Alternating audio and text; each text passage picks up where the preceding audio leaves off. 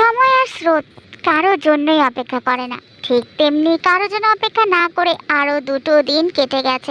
আজকে তার শেষ পরীক্ষা। 9টা বাজতেই গোসল সেরে রেডি হয়ে নেয়। গোসল করে পরীক্ষা দিতে গেলে তার শরীর আর মন দুটাই ভালো লাগে। যদিও সে জানে এসব করেও তার মন যে ভালো লাগবে না, কারণ ভালো কিছু তো হচ্ছেই না তার সাথে। সেই ক্ষেত্রে ভালো না লাগাটাই স্বাভাবিক। তে রেডি হতেই দেখলো তার মাও দোকানে যাওয়ার জন্য রেডি হয়ে এসেছে। তে তার মাকে বলো, আজকে তুমি দেরি করে যাচ্ছ কেন মা? ডেজি তখন বলো, ভাবলাম আজকে তোর সাথেই যাই, কালকে তো তুই চলে যাবি। তে মুখে হাসি ফুটিয়ে তার মাকে জড়িয়ে ধরলো আর বলল, মা আমার যেতে ইচ্ছে করছে না। পাগলি মেয়ে, তাড়াতাড়ি কর, এমনিতেই আমার দেরি হয়ে যাচ্ছে। তে তার মাকে ছেড়ে দিল। তারপর তারা বাড়ি থেকে বেরিয়ে হাঁটা ধরলো। তে তখন তার মাকে বলো, মা আজকে একটু তাড়াতাড়ি আসবে বুঝলে, আমি বাবাকেও তাড়াতাড়ি আসতে বলেছি। ডেজি ভ্রুকুচকে জিজ্ঞেস করলো, কেন? তে তখন মুখে হাসি নিয়ে বলো, তোমাকে আর বাবাকে নিয়ে ঘুরতে যাব মা। তাই নাকি রে? তা কোথায় ঘুরতে যাবি শুনি? বসুন্ধরাতে যাব মা। কেন, তোর কি কিছু লাগবে নাকি? আমার জন্য লাগবে না মা, তোমার জন্য লাগবে। তোমার সব বোরকা কেমন নষ্ট হয়ে গেছে, তাও তুমি কোনো বোরকাই কিনছো না। আমি তোমাকে অনেকগুলো বোরকা কিনে দিব। আর কোনো কথা বলবে না তো, চুপচাপ আমার সাথে শপিংয়ে যাবে। ডেজি তখন বলো, পাগলি মেয়ে, ঠিক আছে ভালো করে পরীক্ষা দিস কিন্তু। এরপর ডেজি তার দোকানে চলে গেল আর তেও তার স্কুলে চলে গেল। ছুটির পর প্রতিদিনের মতোই তে কমন রুমে তার বান্ধবীর সাথে বসে গল্প করছিল। ঠিক তখনই তার বান্ধবী তাকে বলল, কি রে তে, তোর হাজবেন্ড মানে আমার দুলাভাইকে তো আমি দেখতেই পারলাম না রে, ছবিও তো দেখাস না তুই। তুই কি কোনোভাবে আমাকে সন্দেহ করিস আমি দুলাভাইয়ের দিকে নজর দিব? দেখা না বাবা, দেখালে কি হয়? তে তখন বলো, আরে ওনার ছবি তো আমার ফোনে নেই, আমি কি করে দেখাবো তোকে? এরপর তে তার বাসায় চলে আসলো। বাসায় আসার পর সে হাত মুখ ধুয়ে গোসল করে নামাজ পড়ে নিল। বোগাম আসতেই তে আহ্লাদে কণ্ঠে বলো, বাবা তুমি চলে এসেছো? মা আসতে দেরি করছে কেন? মা কি ভুলে গেল নাকি? আরে মা ভুলেনি, তাড়াতাড়ি চলে আসবে, তুই চিন্তা করিস না তো। তে এরপর চুপ করে বসেছিল। হঠাৎ করে তার ফোনে কল আসলো। তে ফোনটা হাতে নিয়ে দেখলো বোগাম তাকে কল দিচ্ছে। তে ভীষণ বিরক্ত হয়ে গেল বোগামের ফোন দেখে। রাতেও বোগাম তাকে অনেক কল করেছিল, তে একটা বারো কল রিসিভ করেনি। আর এখনো বোগামের ফোন দেখে তাড়াতাড়ি করে ফোনটা কেটে দিল আর সাথে সাথে তার নাম্বারটা ব্লক করে দিল। এরপর মিনহো হঠাৎ করেই তের রুমে ছুটে আসলো আর বলল, মা জলদি হসপিটালে চল, তোর তোর মায়ের অ্যাক্সিডেন্ট হয়ে গেছে রে। কথাটা শুনে তের হাত থেকে ফোনটা পড়ে গেল। তে কান্না শুরু করে দিল আর বলতে লাগলো, বাবা তুমি এটা কি বলছো? মায়ের কি হয়েছে বাবা? মা ঠিক হয়ে যাবে তো? মায়ের সাথে এগুলো কি করে হলো বাবা? মিনহো তখন বলল, আরে মা কান্না করিস না, আমাদের তাড়াতাড়ি হসপিটালে পৌঁছাতে হবে তো। এরপর মিনহো তেকে নিয়ে হসপিটালে গেল। হসপিটালে ডেজির একটা বান্ধবী মন সেখানে বসেছিল। মনকে দেখে মিনহো তার কাছে দৌড়ে গেল আর বলল, ডেজির কি হয়েছে, কেমন আছে আমার ডেজি? মন তখন বলল, ভাইজান আপনি চিন্তা করবেন না, ডেজিকে অপারেশন থিয়েটারে নিয়ে যাওয়া হয়েছে। তার অবস্থা আসলে এখন ডাক্তার কিছুই বলছে না। কিভাবে হলো সেগুলো বলেন না আপা। আমি আর ডেজি দোকান বন্ধ করে রাস্তা দিয়ে হাঁটছিলাম, কয়েকজন ছিনতাইকারী এসে আমাদের উপর হামলা করে। ডেজি তাদের পিছু নিলেই একটা গাড়ির সাথে হঠাৎ করে আর কিছু বলতে পারলো না মন। তার আগেই তে জ্ঞান হারিয়ে মাটিতে পড়ে গেল। তখনই মিনহো বলল, আপা আপনি আপনি আমার মেয়ের একটু খেয়াল রাখেন, আমি আমি ওর জন্য পানি নিয়ে আসছি। কথাটা বলে মিনহো সেখান থেকে চলে গেল। তেকে কোলে নিয়ে বসে আছে মন। ঠিক তখনই অনেকগুলো লোক হাতে বন্দুক নিয়ে মনের কাছে আসলো আর মনকে বলল, একটাও যদি কথা বলিস এখানেই শেষ করে দেব, একদম চুপ থাকবি। কথাটা বলে তের হাত ধরে টানা শুরু করলো। তে তখনও অজ্ঞান হয়ে পড়ে আছে। মন ভীষণ ভয় পেয়েছে সবার হাতে বন্দুক দেখে। তাছাড়া যেহেতু তাদের হাতে বন্দুক ছিল, হসপিটালের আর কেউ সাহস করে এগোতে পারলো না। তারা এরপর মনকে ভয় দেখিয়ে তেকে সেখান থেকে নিয়ে চলে গেল। পরের দিন বিকালবেলা, আজ শুক্রবার, জাঙ্কুক নিজের রুমে বসেই সময় কাটাচ্ছে। পুরো রুম জুড়ে পিনপতন নীরবতা। সেই নীরবতার মাঝেই শুধু কিবোর্ডের আওয়াজ। জাঙ্কুক স্টাডি টেবিলে বসে ল্যাপটপে কাজ করছিল। তখনই তার ফোনে একটা মেইল আসে। স্যার, আপনি যার নম্বর ইমেল অ্যাড্রেস আমাকে দিয়েছিলেন তার লোকেশন জানা গেছে। কথাটা শোনা মাত্রই জাঙ্কুক রিপ্লাই দিল, যাক এতদিন পর আজকে জানতে পারলে তাহলে। অপর পাশ থেকে আবার একটা মেইল আসলো, স্যার এতদিন নম্বরটা বন্ধ ছিল, আর নম্বরটা যার আইডি কার্ড দিয়ে কেনা হয়েছিল সে তো হাফ যুগ আগেই মারা গেছে। তবে আজকে শহরের একটা জায়গাতে তার অবস্থান জানা গেছে, লোকেশন সেন্ড করো আমাকে। তাই লোকেশন পাঠানোর পর জাঙ্কুক খুব ভালো করে লোকেশনটা দেখে নিল। প্রথম যেদিন সেই আননোন নাম্বার থেকে তে আর বোগামে সেই ছবিগুলো পাঠানো হয়েছিল সেই দিনই জাঙ্কুকের সন্দেহ হয়েছিল, কেউ তো আছে যে চায় না তে আর আমার মাঝে কোনো সম্পর্ক থাকুক। যদি সেটা না হয় তাহলে কেন সে তের বোগামের সাথে সেই সব ছবিগুলো আমাকে পাঠাবে? জাঙ্কুকের ইয়োনোকে সন্দেহ হচ্ছে। সেদিন রাগের মাথায় তের সাথে সেই খারাপ ব্যবহার করে ফেলেছিল। সে জানে তে একটু লোভী টাইপের মেয়ে, তবে অতটা খারাপও না। কিন্তু তের উপর তো সে আগে থেকেই রেগেছিল, যার জন্য তের সাথে ইচ্ছাকৃতভাবেই যোগাযোগ রাখেনি। তাছাড়া সে যদি যোগাযোগ রাখতো তাহলে হয়তো ওই বোগামটা আরও বেশি ঝামেলা লাগাতে পারত। এসব চিন্তা করেই জাঙ্কুক তের সাথে সমস্ত যোগাযোগ বন্ধ রেখেছে। জাঙ্কুক তখন রেগে বলল, ইয়োনো তোকে একবার পাই তোকে আমি মেরেই ফেলবো। আমার জীবনের সবচাইতে বড় শত্রু তুই, আর এসবের পেছনে যদি তুই থাকিস তাহলে তোকে আমি সবচাইতে করুণ মৃত্যু উপহার দেব।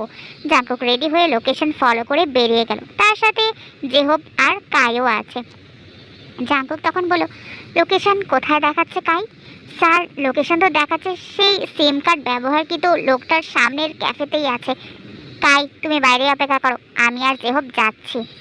কাই মাথা নাড়িয়ে হ্যাঁ বলল। জাঙ্কুক মূলত পারিবারিক বিষয়ে কাইকে জানাতে চায় না বলেই তাকে এখানে থাকতে বলেছে। জাঙ্কুক আর জেহব ভেতরে গিয়ে কিছু খাবার অর্ডার করলো, তারপর একটা টেবিলে গিয়ে বসলো। তখনই জাঙ্কুকের সাথে তার মেডিকেল অ্যাসিস্ট্যান্ট ইয়ঞ্জনের সাথে দেখা হয়ে গেল। ইয়ঞ্জন তখন তাকে বলল, আরে স্যার আপনারা এখানে? জাঙ্কুক গম্ভীর মুখেই বলল, আমরা তো একটা কাজে এখানে এসেছি, তোমার কি খবর? এখানে কি করছো তুমি? স্যার আজকে তো আপনার অ্যাপয়েন্টমেন্ট নেই, আমারও কাজ ছিল না, সেই জন্যই আমি ভাবলাম আমার এক বন্ধুর সাথে দেখা করে নেই। জাঙ্কুক চোখ দিয়ে জেহবকে ইশারা করতে জেহব একটা নম্বরে কল করলো। সাথে সাথেই ইয়ঞ্জনের ফোন বেজে উঠলো। ইয়ঞ্জন প্রথমে ব্যাপারটা বুঝতে না পারলেও যখন সে বুঝতে পারলো যে জাঙ্কুক তাকেই ধরে ফেলেছে ততক্ষণে অনেক দেরি হয়ে গেছে। জাঙ্কুক তো চেয়ার থেকে উঠে এসে ইয়ঞ্জনের কলার চেপে ধরলো আর বলল, তুই আমাকে তের ছবিগুলো কেন দিয়েছিলিস? কি সমস্যা তোর? বলে জাঙ্কুক ইয়ঞ্জনকে কয়েকটা ঘুষি দিয়ে বসলো। ইয়ঞ্জন তখন বলল, স্যার মারবেন না স্যার, আগে আমার কথাটা তো শুনুন। জাঙ্কুক ইয়ঞ্জনের মুখ বরাবর একটা ঘুষি দিয়ে বলল, কে বলেছে এসব করতে সেটা আগে বল। যে হোক জাঙ্কুকের হাত থেকে ইয়ঞ্জনকে ছাড়িয়ে জাঙ্কুকের উদ্দেশ্যে বলল, আরে ওকে বলতে তো দিবি। জাঙ্কুক একটা শ্বাস টেনে বলল, বল কে বলেছে তের ছবিগুলো আমাকে সেন্ড করতে। ইয়ঞ্জন একটা ঢোক গেলে বলল, স্যার আমাকে কেউই বলেনি, আমি তো সেদিন সেই রাস্তা দিয়ে যাচ্ছিলাম তখনই দেখলাম তে। জাঙ্কুক ধমকে স্বরে বলল, তে মানে কি? তাকে ম্যাডাম বলে ডাকবি। ম্যাডাম বল। জি জি স্যার, ম্যাডাম। ম্যাডাম একটা ছেলের সাথে ঘোরাঘুরি করছেন, আমি তো ম্যাডামকে চিনতাম, সেদিন ওনাকে হসপিটালেও তো নিয়ে এসেছিলেন, সেজন্যই ভাবলাম। জাঙ্কুক চেঁচিয়ে উঠলো আর বলল, কি ভাবলি যে এটা দিয়ে ঝামেলা লাগিয়ে দেই তাই না? সরি স্যার, কিন্তু আপনি ভুল বুঝছেন, আমি তো ভাবলাম ম্যাডাম যে বাইরে এসব করে বেড়াচ্ছে সেটা আপনাকে জানানোর প্রয়োজন, সেই জন্যই জানিয়েছিলাম। বিশ্বাস করুন স্যার, আমি প্রথমে আপনার ফোনেই ছবিগুলো দিয়েছিলাম, কিন্তু আপনি সিন করছিলেন না, সেই জন্যই আমি বাধ্য হয়ে আপনার ফ্যামিলির সবাইকে ছবিগুলো পাঠিয়ে দিয়েছিলাম। যে কড়া গলায় বলো, ও তুই ওনাদের সবার নাম্বার কোথায় পেলি? স্যার খুঁজলে তো বাঘের চোখও পাওয়া যায়, সেখানে নম্বর জোগাড় করা কোনো বড় ব্যাপার না। জাঙ্কুক ইয়ঞ্জনের শার্টের কলার খামচে ধরে জিজ্ঞেস করলো, অ্যাড্রেসটা দিয়ে মেলটা তুই করেছিলি? ইয়ঞ্জন নিজেকে ছাড়ানোর চেষ্টা করে বলো, জি স্যার, আর আমি সেদিনের ব্যবহারের জন্য ক্ষমা চাইছি। আসলে ম্যাডামের উপর আমার ভীষণ রাগ উঠেছিল, বিশ্বাস করুন। যে ভ্রু কুচকে ইয়ঞ্জনের দিকে তাকালো আর বলো, ইয়ঞ্জন তখন বলো, স্যার জাঙ্কুক স্যারকে আমি আমার ভাইয়ের মতো মনে করি, সেই জন্যই ওনার চোখ খুলে দেওয়ার জন্যই আমি এমনটা করেছি। বিশ্বাস করুন আমার অন্য কোনো ইন্টেনশন ছিল না। জাঙ্কুক রাগী কণ্ঠে বলো, হোয়াট ডু ইউ মিন? তোর কি মনে হয় রে এতদিন আমার চোখ বন্ধ ছিল? না স্যার, আসলে ম্যাডাম যে ছেলেটার সাথে লাইন মেরেছে সেই ছেলেটা আমার বন্ধু, আর এই ব্যাপারটা নিয়ে আমি অনেক রেগে গিয়েছিলাম। আমার বন্ধু বোগাম তো আপনার বউ বলতে অজ্ঞান, ওকে পুরাই ফাঁসিয়ে নিয়েছে আপনার বউ। আর ম্যাডাম যে বিবাহিতা সেটাও বোগাম জানতো না, যদিও বা এখন জানে, কিন্তু ম্যাডাম এখনও বোগামকে ছাড়েনি। সে বলেছে আপনি নাকি রেপ, সে নাকি আপনার সাথে সুখী না, আপনি নাকি তাকে ইয়ন আরও কিছু বলার আগে জাঙ্কুক ইয়ঞ্জনকে আবারও ঘুষে দিয়ে বসে আর বলে, আর একটা বাজে কথা বললে আমি তোর জিভ টেনে ছিঁড়ে ফেলবো। জেহব জাঙ্কুকে সান্ত্বনা দিয়ে বলো, তুই ওর উপর চিল্লাচ্ছিস কেন রে জাঙ্কুক? ওকে যেতে বল জেহব, নইলে আমি ওকে মেরেই ফেলবো এখানে। ইয়ঞ্জন নিজে শার্টের কলার ঠিক করে বলো, স্যার আমি জানি না ম্যাডাম আপনাকে আর বোগামকে কিভাবে একসাথে কন্ট্রোল করছে। আমি যখন ওকে বলতে গেলাম যে ম্যাডাম বিবাহিত, তখনও এরকমই রিয়্যাক্ট করেছিল। আরে ভাই, এখানে আমার দোষটা কি? আমি তো জাস্ট ম্যাডামের আসল রূপটা সামনে আনতে চেয়েছিলাম আপনার। জাঙ্কুক আর সহ্য করতে পারলো না, চিৎকার করে বলে উঠলো, তুই যাবি নাকি আমার হাতেই মার খাবি? ইয়ঞ্জন একটু দূরে সরে গিয়ে বলো, স্যার আমি তো বোগামের সাথে দেখা করতে এখানে এসেছি। শুনেছি ও নাকি ওর গার্লফ্রেন্ড মানে ম্যাডামকে নিয়ে এখানেই আসবে। আমি জাস্ট সামনাসামনি ওকে দেখতে চাই যে ম্যাডাম ঠিক কীভাবে ইমোশনাল ব্ল্যাকমেল করে আমার বন্ধুর ব্রেন ওয়াশ করে। জাঙ্কুক চমকে তাকালো আর বলো, তুই এখানে আসবে? ইয়ঞ্জন মাথা নাড়িয়ে বলো, জি স্যার, আপনি চাইলে নিজের চোখেই দেখতে পারেন। যে বুঝতে পারলো এখানে অনেক খারাপ কিছু হতে চলেছে, সে জাঙ্কুকের হাত ধরে বলল, আরে ও যা নয় তাই বলছে, তুই ওর কথা বাদ দে। জেকে চল, আজকে আমার অ্যাপয়েন্টমেন্ট আছে, যেতেই হবে, চল প্লিজ। জাঙ্কুক জেপের হাত সরিয়ে দিয়ে শীতল কণ্ঠে বলো, তোর অ্যাপয়েন্টমেন্ট আছে, তুই যা। জানিস যে হোক, ডাক্তার হিসেবে কিন্তু আমাদের কাজ হচ্ছে রোগীর জীবন বাঁচানো। কিন্তু আমার কেন জানি মনে হচ্ছে আজকে কেউ একজন আমার হাতে খুন হবে। কথাটা শুনে জেহব আবারও জাঙ্কুকের হাত ধরলো। রাগে জাঙ্কুকের শরীর কাঁপছে। জেহব তখন বলল, প্লিজ জেকে মাথা ঠান্ডা রাখ।